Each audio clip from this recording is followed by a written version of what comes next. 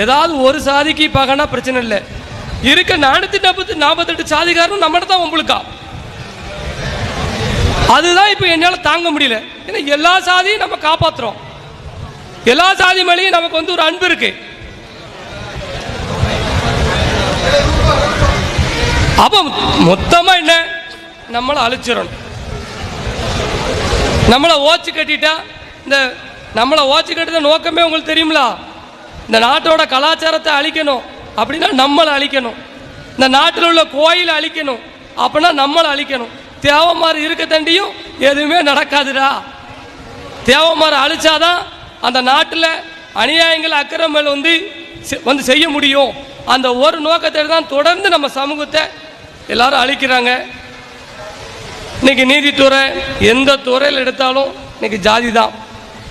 சாதி பார்க்காம, அதாவது சாதியே கூடாதுமா, சாதி பார்க்காம வந்து செயல்படணுமா.